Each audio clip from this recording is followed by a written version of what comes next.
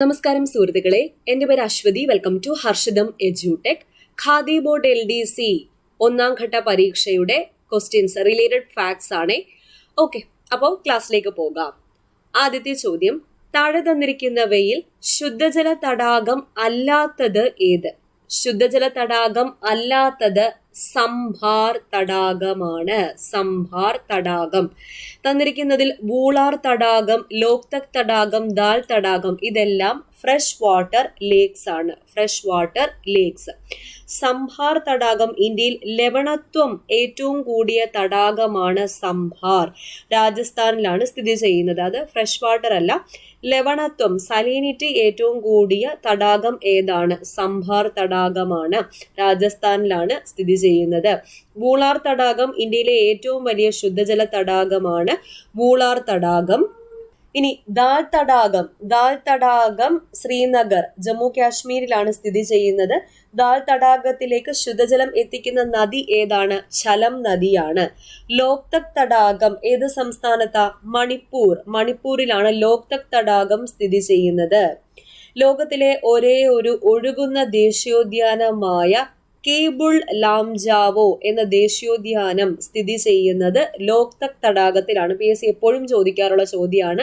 ലോകത്തിലെ ഒരേ ഒരു ഫ്ലോട്ടിംഗ് നാഷണൽ പാർക്ക്, ഒഴുകുന്ന ദേശീയോദ്യാനം ഏതാ? കേബിൾ ലാംജാവോ. കേബിൾ ലാംജാവോ എന്ന ദേശീയോദ്യാനം സ്ഥിതി ചെയ്യുന്നത് ഏത് തടാകത്തിലാണ്? ലോക്തക് തടാകത്തിലാണ്. ലോക്തക് തടാകം ശുദ്ധജല തടാകമാണ്. മണിപ്പൂരിലാണ് സ്ഥിതി ചെയ്യുന്നത്. മണിപ്പൂരിലാണ് സ്ഥിതി ചെയ്യുന്നത്. ലോക്തക് തടാകം റംസാർ പട്ടികയിൽ ഉൾപ്പെട്ടിട്ടുണ്ട്. 1990 ലോക്തക് തടാകത്തെ റംസാർ പട്ടികയിൽ ഉൾപ്പെടുത്തിയത്.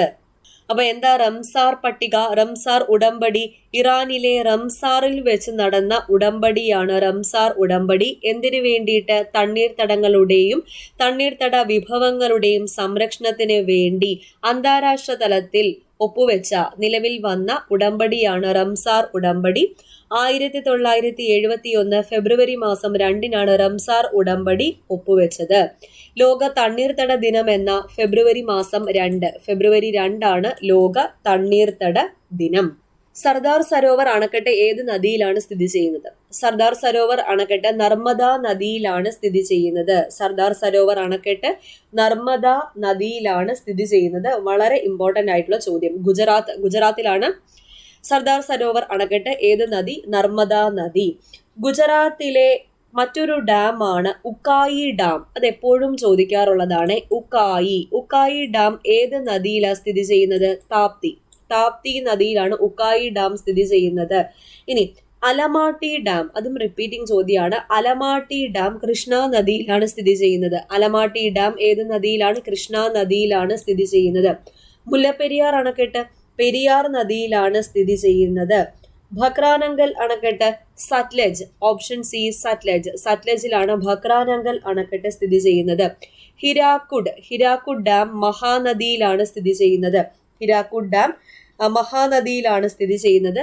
കൃഷ്ണ നദിയിൽ ശ്രീശൈലം അണക്കെട്ട് കൃഷ്ണ നദിയിലാണ് സ്ഥിതി ചെയ്യുന്നത്. തെഹ്രി അണക്കെട്ട് ഏത് നദിയിലാ? തെഹ്രി അണക്കെട്ട് ഭഗീരഥി നദിയിലാണ് സ്ഥിതി ചെയ്യുന്നത്. ഇമ്പോർട്ടന്റ് ആണ്. ഭഗീരഥി. തെഹ്രി അണക്കെട്ട് ഏത് നദിയിലാണ്? ഭഗീരഥി നദിയിലാണ്. അപ്പൊ കൃഷ്ണ നദിയിൽ സ്ഥിതി ചെയ്യുന്നത് അലമാട്ടി ഡാം, പിന്നെ നാഗാർജുന സാഗർ ഡാം, ശ്രീശൈലം ഡാം, ഇതൊക്കെ കൃഷ്ണ നദിയിലാണെന്ന് ഓർക്കുക. അപ്പൊ നമ്മുടെ ഹർഷിതം എഡ്യൂടെക് ആപ്പിൽ LDC 2024 second batch just start ചെയ്തിട്ടുണ്ട്. അഡ്മിഷൻ ഇപ്പോഴും ഓപ്പൺ ആണ്. ജോയിൻ ചെയ്യാം.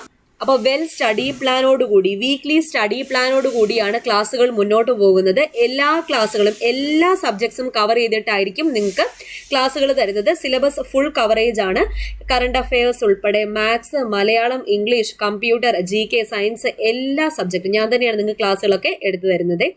അപ്പോൾ വളരെ നല്ല അഭിപ്രായമാണ് ക്ലാസ്സിനെ പറ്റി. ഒരുപാട് സന്തോഷം. നമ്മൾ എടുക്കുന്ന എഫേർട്ട് അത് അത്രത്തോളം നിങ്ങളിലേക്ക് എത്തുന്നു എന്നുള്ളത്, നിങ്ങൾക്ക് ഉപകാരപ്പെടുന്നു എന്നുള്ളതും ഒരുപാട് സന്തോഷം. ഓരോ ടോപ്പിക്ക് പഠിക്കുമ്പോഴും അപ്പൊ തന്നെ അതുമായിട്ട് ബന്ധപ്പെട്ട SCERT ചാപ്റ്റേഴ്സും കൂടി പഠിപ്പിച്ചാണ് പോകുന്നത്. അത് പിന്നത്തേക്ക് നീക്കി വെക്കുന്നില്ല. അപ്പോൾ നിങ്ങൾക്ക് ഒരു ടോപ്പിക് എടുക്കുമ്പോൾ അതിൽ ഒരു ഡൗട്ടും വരാതെ SCERT ഉൾപ്പെടെ SCERT 5 മുതൽ +2 വരെയുള്ള പാഠഭാഗങ്ങൾ, നമുക്ക് വേണ്ട പാഠഭാഗങ്ങൾ ഉൾപ്പെടെയാണ് ക്ലാസ്സുകൾ മുന്നോട്ട് പോകുന്നത്. Weekly exam, topic wise exam എല്ലാം ഉണ്ട്. അപ്പോൾ ജോയിൻ ചെയ്യാത്തവരുണ്ടെങ്കിൽ എത്രയും വേഗം ജോയിൻ ചെയ്തോളാം. തന്നെ ജോയിൻ ചെയ്തോളാം. LDC നോട്ടിഫിക്കേഷൻ ഒക്കെ വരാറായി. നോട്ടിഫിക്കേഷൻ വരാൻ വേണ്ടി നിങ്ങൾ ഇപ്പോഴും കാത്തിരിക്കരുത്. ഇപ്പോഴേ പഠിച്ചു തുടങ്ങുക. നോട്ടിഫിക്കേഷൻ വരുമ്പോൾ നിങ്ങൾ ഒരു ലെവൽ എത്തിയിരിക്കണം, പഠിച്ചൊരു ലെവൽ എത്തിയിരിക്കണം. അതുകൊണ്ട് ഇപ്പോഴേ ടെൻഷൻ ഒന്നും ഇല്ലാതെ പഠിച്ചു പോകാം. സിലബസ് എത്രയും വേഗം കംപ്ലീറ്റ് ചെയ്തിട്ട് നമുക്ക് ഫുൾ റിവിഷൻ അടിക്കാനുള്ളതാണ്. അപ്പോൾ നിങ്ങൾ സമയം കളയരുത്. സമയം കളയും തോറും നിങ്ങൾക്ക് പഠിക്കാനുള്ള ആ ഒരു സമയം കൂടിയാണ് നഷ്ടപ്പെടുന്നത്. അതൊന്ന് ഓർത്തോളാം. ജോയിൻ ചെയ്യുക. ഹർഷിതം എജ്യൂടെക് ആപ്പ് ഡൗൺലോഡ് ചെയ്യാനുള്ള ലിങ്ക് ഡിസ്ക്രിപ്ഷൻ ബോക്സിൽ കൊടുത്തിട്ടുണ്ട്. ഓക്കെ, ഇനി ഉക്കായി ഡാം സ്ഥിതി ചെയ്യുന്നത് താപ്തി നദിയിലാണ്. ഉക്കായി ഡാം സ്ഥിതി ചെയ്യുന്നത് എവിടെയാണ്? താപ്തി നദിയിലാണ്. മുല്ലപ്പെരിയാർ അണക്കെട്ട് പെരിയാർ നദിയിലാണ്. ഭക്രാനങ്കൽ അണക്കെട്ട് സത്ലജ് നദിയിലാണ്. ഹിരാക്കുഡ് ഡാം മഹാനദിയിലാണ്. തെഹ്രി അണക്കെട്ട് ഭഗീരഥിയിലാണ്. പോങ് ഡാം സ്ഥിതി ചെയ്യുന്നത് എവിടെയാ? ബിയാസിലാണ് പോങ് ഡാം സ്ഥിതി ചെയ്യുന്നത്. ബിയാസിലാണ് പോങ് അണക്കെട്ട് സ്ഥിതി ചെയ്യുന്നത്. ഇനി കല്ലണൈ അണക്കെട്ട് സ്ഥിതി ചെയ്യുന്നത് ഏത് നദിയിലാ? കാവേരി നദിയിലാണ് കല്ലണൈ അണക്കെട്ട് സ്ഥിതി ചെയ്യുന്നത്. ഉറി ഡാം സ്ഥിതി ചെയ്യുന്നത് എവിടെയാ? ചലം നദിയിലാണ്. ഉറി ഡാം സ്ഥിതി ചെയ്യുന്നത് ഏത് നദിയിലാണ്? ചലം നദിയിലാണ്. ഓക്കെ, ഇത്രയൊന്ന് ഓർത്തിരിക്കുക. അടുത്ത ചോദ്യം, താഴെ പറയുന്നവയിൽ ജർമ്മനിയുടെ പങ്കാളിത്തത്തോടെ സ്ഥാപിതമായ ഇന്ത്യയിലെ ഇരുമ്പുരുക്ക് നിർമ്മാണശാല ഏതാണ്? റൂർക്കേല. ജർമ്മനിയുടെ സഹായത്തോടെ, പങ്കാളിത്തത്തോടെ ഇന്ത്യയിൽ സ്ഥാപിതമായ ഇരുമ്പുരുക്ക് നിർമ്മാണശാലയാണ് Rourkela. 10th standard SCERT geography chapter 8 India സാമ്പത്തിക ഭൂമിശാസ്ത്രം, അതിൽ നിന്ന് 3 ചോദ്യങ്ങൾ അടുപ്പിച്ച് വന്നിട്ടുണ്ട്. അതിൽ ആദ്യത്തെ ചോദ്യമാണിത്. ജർമ്മനിയുടെ പങ്കാളിത്തത്തോടെ സ്ഥാപിതമായ ഇന്ത്യയിലെ ഇരുമ്പുരുക്ക് നിർമ്മാണശാല ഏത്? റൂർക്കേല. അപ്പൊ അതുമായിട്ട് ബന്ധപ്പെട്ട് ബാക്കി ഫാക്ട്സും കൂടി ഒന്ന് ഡിസ്കസ് ചെയ്യാം. ഇരുമ്പുരുക്ക് ശാല സ്ഥിതി ചെയ്യുന്ന സ്ഥലം, സവിശേഷത. ടാറ്റ ഇരുമ്പുരുക്ക് കമ്പനി ടിസ്കോ സ്ഥിതി ചെയ്യുന്നത് ജാർഖണ്ഡിലെ ജംഷഡ്പൂരിലാണ് ടാറ്റ ഇരുമ്പുരുക്ക് കമ്പനി സ്ഥിതി ചെയ്യുന്നത്. ഇതാണ് ആ ചാപ്റ്റർ കേട്ടോ, ഇന്ത്യ സാമ്പത്തിക ഭൂമിശാസ്ത്രം. ടാറ്റ ഇരുമ്പുരുക്ക് കമ്പനിയുടെ സവിശേഷത എന്താ? ഏറ്റവും വലിയ സ്വകാര്യ മേഖല ഇരുമ്പുരുക്ക് വ്യവസായശാലയാണ് ടിസ്കോ. ഏറ്റവും വലിയ സ്വകാര്യ മേഖല ഇരുമ്പുരുക്ക് വ്യവസായശാലയാണ് ഏത്? ടിസ്കോ, ടാറ്റ ഇരുമ്പുരുക്ക് കമ്പനി. ഇനി ഇസ്കോ ഉണ്ട്, Indian iron and steel company. Indian iron and steel company Kulti, Burnpur, Hirapur പശ്ചിമ ബംഗാളിലാണ് സ്ഥിതി ചെയ്യുന്നത്. പശ്ചിമ ബംഗാൾ. പൊതുമേഖലയിലെ ആദ്യത്തെ ഇരുമ്പുരുക്ക് വ്യവസായശാല ഏതാണെന്ന് ചോദിച്ചാൽ അത് ഇസ്കോയാണ്. ഇനി VISL Visvesvaraya iron and steel works limited കർണാടകയിലെ ഭദ്രാവതിയിലാണ് സ്ഥിതി ചെയ്യുന്നത്. ദക്ഷിണേന്ത്യയിലെ ആദ്യത്തെ ഇരുമ്പുരുക്ക് വ്യവസായശാല ഏതാണെന്ന് ചോദിച്ചാൽ വിശ്വേശ്വരയ്യയാണ്. Hindustan steel limited Bhilai Chhattisgarh. ദുർഗ് ഛത്തീസ്ഗഡിലെ ദുർഗിലാണ് Bhilai iron and steel plant സ്ഥിതി ചെയ്യുന്നത്. 1959 റഷ്യയുടെ സാങ്കേതിക സഹായത്തോടെയാണ് സ്ഥാപിച്ചത്. RBC എന്ന് ഓർത്താൽ മതി. RBC Russia, Bhilai Chhattisgarh. ഇനി ഹിന്ദുസ്ഥാൻ സ്റ്റീൽ ലിമിറ്റഡ് റൂർക്കേല, ഇതാണ് ചോദ്യം വന്നത്. റൂർക്കേല എവിടെയാണ് സ്ഥിതി ചെയ്യുന്നത്? ഒഡീഷയിലെ സുന്ദർഗഡിലാണ്. 1959 ജർമ്മനിയുടെ സാങ്കേതിക സഹായത്തോടെയാണ് സ്ഥാപിച്ചത്. അപ്പൊ ജർമ്മനിയുടെ സാങ്കേതിക സഹായത്തോടെ ഒഡീഷയിൽ സ്ഥാപിച്ച ഇരുമ്പുരുക്ക് വ്യവസായശാലയാണ് ഏത്? റൂർക്കേല. ഇനി ഹിന്ദുസ്ഥാൻ സ്റ്റീൽ ലിമിറ്റഡ് ദുർഗാപൂർ സ്ഥിതി ചെയ്യുന്നത് പശ്ചിമ ബംഗാളിലെ ദുർഗാപൂരിലാണ്. 1962 എന്നാണ് കൊടുത്തേക്കുന്നത്. ഇതും 59 തന്നെയാണ് കേട്ടോ. 59 UK ബ്രിട്ടന്റെ സഹായത്തോടെയാണ് പ്രവർത്തനം ആരംഭിച്ചത്. ബ്രിട്ടന്റെ സഹായത്തോടെ 59 തന്നെയാണ് ദുർഗാപൂർ. ഇനി ഹിന്ദുസ്ഥാൻ സ്റ്റീൽ ലിമിറ്റഡ് ബൊക്കാറോ ജാർഖണ്ഡ് 1964 റഷ്യയുടെ സാങ്കേതിക സഹായത്തോടെ ആരംഭിച്ചു. അപ്പൊ ഇത് RBOJ എന്ന് ഓർത്താൽ മതി. RBOJ Russia, Bokaro Jharkhand. റഷ്യയുടെ സഹായത്തോടു കൂടെ തന്നെയാണ് ഭിലായിയും ഫോം ചെയ്തത്. റഷ്യ, ഭിലായി, ഛത്തീസ്ഗഡ്. ഓക്കെ, അപ്പൊ ഈ ഒരു ടേബിൾ നിങ്ങൾ പഠിക്കുക. ആ ഒരു ചാപ്റ്ററും ഇന്ത്യ സാമ്പത്തിക ഭൂമിശാസ്ത്രം എന്ന ചാപ്റ്ററും ഒന്നെടുത്ത് റിവൈസ് ചെയ്തോളാം. ഓക്കെ, അടുത്ത ചോദ്യം, കോർബ കൽക്കരി പാടം ഏത് സംസ്ഥാനത്താണ് സ്ഥിതി ചെയ്യുന്നത്? കോർബ കൽക്കരി പാടം ഛത്തീസ്ഗഡ്. കോർബ കൽക്കരി പാടം ഏത് സംസ്ഥാനത്താ? ഛത്തീസ്ഗഡ്. അപ്പോൾ നമ്മുടെ ആ ചാപ്റ്ററിൽ തന്നെ 10th സ്റ്റാൻഡേർഡ് സാമ്പത്തിക ഭൂമിശാസ്ത്രം എന്ന ചാപ്റ്ററില്ലേ, അതിലെ കൽക്കരിയെ പറ്റി പറയുന്നുണ്ട്. ഇന്ത്യയിലെ മുഖ്യ താപോർജ സ്രോതസ്സാണ് കൽക്കരി.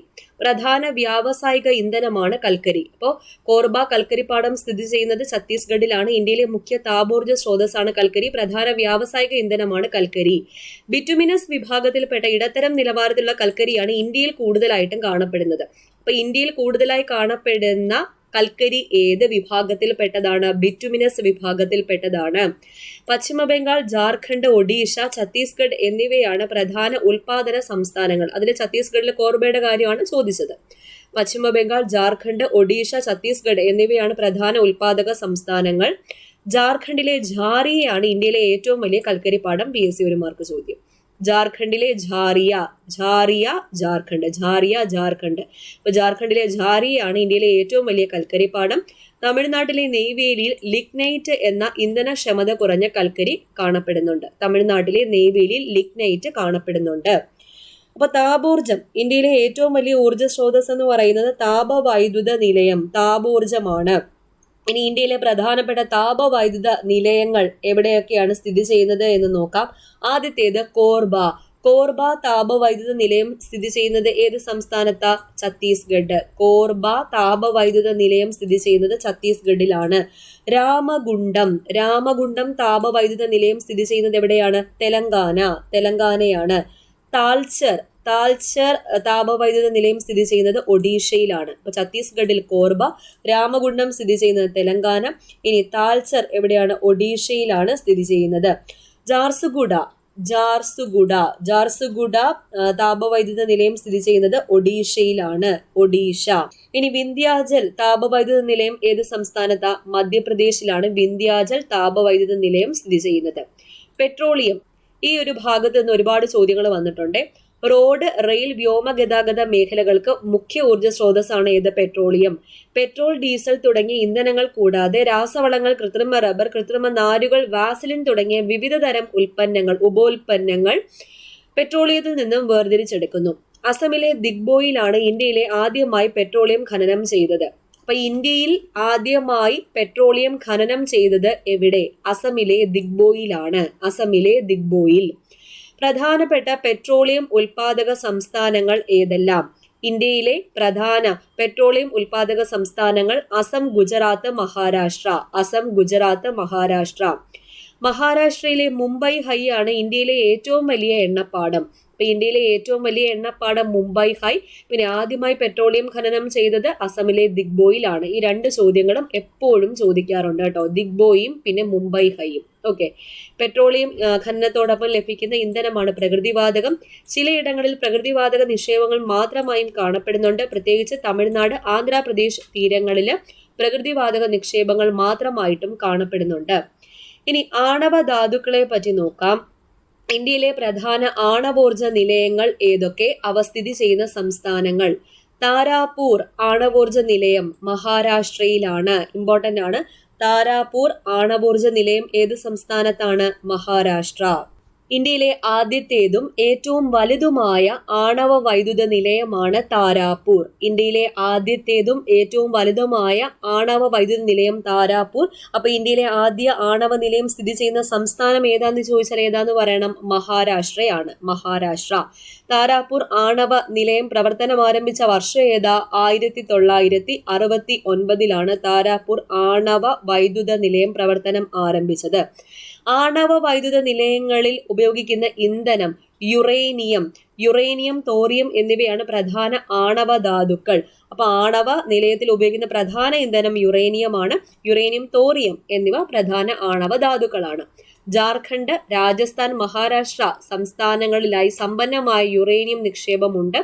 കേരളം, തമിഴ്നാട് തുടങ്ങിയ സംസ്ഥാനങ്ങളിലെ തീരദേശ മണലിൽ മോണസൈറ്റ്, ഇൽമനൈറ്റ് എന്നീ ധാതുക്കളിൽ നിന്നും തോറിയം ഉൽപ്പാദിപ്പിക്കുന്നു. അത് ചോദിച്ചിട്ടുണ്ട്. കേരള തീരദേശ മണലിൽ നിന്ന് ലഭിക്കുന്ന ആണവ ധാതു മോണസൈറ്റ്, ഇൽമനൈറ്റ്. അപ്പോൾ പ്രധാന ആണവോർജ നിലയത്തിലേക്ക് വരാം. റാവത്ത് ഭട്ട രാജസ്ഥാനിലാണ്. കൽപ്പാക്കം, കൂടംകുളം തമിഴ്നാട്ടിലാണ്. കൈഗ ആണവോർജ നിലയം കർണാടകത്തിലാണ്. കാക്രപ്പാറ ഗുജറാത്തിലാണ്. നറോറ ഉത്തർപ്രദേശിലാണ്. ഇത്രയും ആണവോർജ നിലയങ്ങളും അവ സ്ഥിതി ചെയ്യുന്ന അവ സ്ഥിതി ചെയ്യുന്ന സംസ്ഥാനങ്ങളും ഒന്ന് ഓർത്തിരിക്കുക. അടുത്ത ചോദ്യം, ദേശീയ ജലപാത 2 ഏതൊക്കെ സ്ഥലങ്ങളെ തമ്മിൽ ബന്ധിപ്പിക്കുന്നു? ദേശീയ ജലപാത 2 സാദിയ ധൂബ്രി, സാദിയും ധൂബ്രിയും തമ്മിൽ ബന്ധിപ്പിക്കുന്ന ദേശീയ ജലപാത നാഷണൽ വാട്ടർവേ ഏതാണ്? NW2 ആണ്. ഈ ഒരു ടേബിള് ഇതും ആ സെയിം ചാപ്റ്റർ തന്നെയാണ്, സാമ്പത്തിക ഭൂമിശാസ്ത്രം. 1986 ഉൾനാടൻ ജലഗതാഗത അതോറിറ്റി രൂപം കൊണ്ട ശേഷം ഇന്ത്യയിലെ 5 ജലപാതകളെ ദേശീയ ജലപാതകളായി പ്രഖ്യാപിച്ചു. അവ ഏതൊക്കെയാണെന്ന് നോക്കാം. ദേശീയ ജലപാത 1 NW1 ഗംഗാ നദിയിൽ അലഹാബാദ് മുതൽ ഹാൽദിയ വരെ, ഗംഗാ നദിയിൽ അലഹാബാദ് മുതൽ ഹാൽദിയ വരെയാണ് സ്ഥിതി ചെയ്യുന്നത്. നീളം 1620 കിലോമീറ്റർ. NW2 കണ്ടോ, ഇതാ ചോദിച്ചത്. ബ്രഹ്മപുത്ര നദിയിലാണ് സാദിയ മുതൽ ധൂബ്രി വരെ 891 കിലോമീറ്റർ. ദേശീയ ജലപാത 3 NW3 കേരളത്തിലാണ്. കേരളത്തിൽ കൊല്ലം മുതൽ കോട്ടപ്പുറം വരെ, ഇപ്പൊ കോഴിക്കോട് വരെ എക്സ്റ്റെൻഡ് ചെയ്തിട്ടുണ്ട്. SCRT കോട്ടപ്പുറം വരെയാണ്, ടെക്സ്റ്റ് ഇറങ്ങിയ സമയത്ത് കോട്ടപ്പുറമാണ് വരെയുള്ള പശ്ചിമതീര കനാലാണ്. പശ്ചിമതീര കനാലാണ് ഏത്? NW3. ഇനി ദേശീയ ജലപാത 4 NW4 ഗോദാവരി കൃഷ്ണ നദികളുമായി ചേർന്ന് കാക്കിനാട മുതൽ പുതുശ്ശേരി വരെയുള്ള കനാലാണ്. ദേശീയ ജലപാത 5 NW5 പൂർവ്വതീര കനാലുമായി ബന്ധിപ്പിച്ചുള്ള ബ്രഹ്മണി മഹാനദി ഡെൽറ്റ നദീതീര വ്യവസ്ഥയാണ് NW5. ഓക്കെ, ഇത് 1986 ഉൾനാടൻ ജലഗതാഗത അതോറിറ്റി രൂപം കൊണ്ട ശേഷം ഇന്ത്യയിലെ 5 ജലപാതകളെ ദേശീയ ജലപാതകളായി പ്രഖ്യാപിച്ച ആ ദേശീയ ജലപാതകളുടെ ലിസ്റ്റാണ് ഈ തന്നിരിക്കുന്നത്. അപ്പോൾ ജലഗതാഗതം ഏറ്റവും ചെലവ് കുറഞ്ഞ ഗതാഗത മാർഗം ഏതാണെന്ന് ചോദിച്ചാൽ ജലഗതാഗതമാണ്. ഓക്കെ, വൻതോതിലുള്ള ചരക്ക് ഗതാഗതത്തിന് ഉചിതമായത് ജലഗതാഗതമാണ്. പരിസ്ഥിതി മലിനീകരണം ഉണ്ടാകുന്നില്ല. അന്താരാഷ്ട്ര വ്യാപാരത്തിന് ഏറ്റവും യോജിച്ചത് ജലഗതാഗതമാണ്. ഇനി ഇവിടെ നമ്മുടെ ടെക്സ്റ്റിൽ തന്നെ റെയിൽ പാളങ്ങൾ തമ്മിലുള്ള അകലത്തിന്റെ അടിസ്ഥാനത്തിൽ ഡിഫറെന്റ് ഗേജസ് ഉണ്ട്. Broad gauge, metre gauge, narrow gauge. അപ്പൊ പാളങ്ങൾ തമ്മിലുള്ള അകലത്തിന്റെ അടിസ്ഥാനത്തിൽ റെയിൽവേയുടെ വർഗീകരണം എങ്ങനെയാണെന്ന് നോക്കാം. Broad gauge, metre gauge, narrow gauge. Broad gauge ആകുമ്പോൾ പാലങ്ങൾ തമ്മിലുള്ള അകലം 1.676 മീറ്റർ ആയിരിക്കും. മീറ്റർ ഗേജ് ആകുമ്പോൾ ആ പേര് പോലെ തന്നെ 1 മീറ്റർ ആണ് പാളങ്ങൾ തമ്മിലുള്ള അകലം. നാരോ ഗേജ് ആകുമ്പോൾ കുറവാണ്, 0.762 മീറ്റർ അല്ലെങ്കിൽ 0.610 മീറ്റർ ആണ് പാളങ്ങൾ തമ്മിലുള്ള അകലം. ഇനി കൊങ്കൺ റെയിൽവേ 1997 നിർമ്മാണം പൂർത്തീകരിച്ച കൊങ്കൺ റെയിൽവേ ഇന്ത്യൻ റെയിൽവേ കൈവരിച്ച നേട്ടങ്ങളിൽ ഏറ്റവും ശ്രദ്ധേയമാണ്. മഹാരാഷ്ട്രയിലെ റോഹ മുതൽ കർണാടകയിലെ മംഗലാപുരം വരെ 760 കിലോമീറ്റർ ആണ് കൊങ്കൺ റെയിൽവേയുടെ ആകെ നീളം. സഞ്ചാരപാതയിൽ 146 നദികൾ പിന്നിടുന്ന ഈ പാതയിൽ ഏകദേശം 2000 പാലങ്ങളും 91 തുരങ്കങ്ങളും ഉണ്ട്. ഏഷ്യയിലെ ഏറ്റവും വലിയ റെയിൽവേ തുരങ്കം എവിടെയാണ്? കൊങ്കൺ റെയിൽവേയിലാണ്. മഹാരാഷ്ട്ര, ഗോവ, കർണാടക എന്നീ സംസ്ഥാനങ്ങൾ ഈ സംരംഭത്തിന്റെ പങ്കാളികളാണ്. ഏതൊക്കെ സംസ്ഥാനങ്ങളാണ് കൊങ്കൺ റെയിൽവേയുടെ പങ്കാളികൾ? മഹാരാഷ്ട്ര, ഗോവ, കർണാടകം. മഹാരാഷ്ട്ര, ഗോവ, കർണാടകം. അപ്പോൾ റെയിൽ ഗതാഗതം ഇന്ത്യയിൽ ആരംഭിച്ചത് 1853 ഇന്ത്യയിൽ റെയിൽ ഗതാഗതം ആരംഭിച്ചത്. ആദ്യത്തെ റെയിൽപാത എവിടെ മുതൽ എവിടം വരെയായിരുന്നു? മുംബൈ മുതൽ താനെ വരെ നീളുന്ന 34 കിലോമീറ്റർ ആയിരുന്നു ആദ്യത്തെ റെയിൽപാത. ഏഷ്യയിലെ ഏറ്റവും വലിയ റെയിൽവേ ശൃംഖല ഇന്ത്യയിലാണ്. ഓക്കെ, അപ്പൊ ഇത്രയും ക്വസ്റ്റ്യൻസ് ആണ് ഇന്ന് ഡിസ്കസ് ചെയ്തത്. മിക്കതും SCRT ബേസ്ഡ് ആയിട്ട് തന്നെയാണ് എക്സ്പ്ലെയിൻ ചെയ്തിരിക്കുന്നത്. അപ്പൊ നിങ്ങൾക്ക് കൂടുതൽ ക്വസ്റ്റ്യൻസ് ഇനി ചോദിച്ചു കഴിഞ്ഞാൽ കിട്ടും. ഓക്കെ, അപ്പൊ അടുത്ത ക്ലാസ്സിൽ വീണ്ടും കാണാം.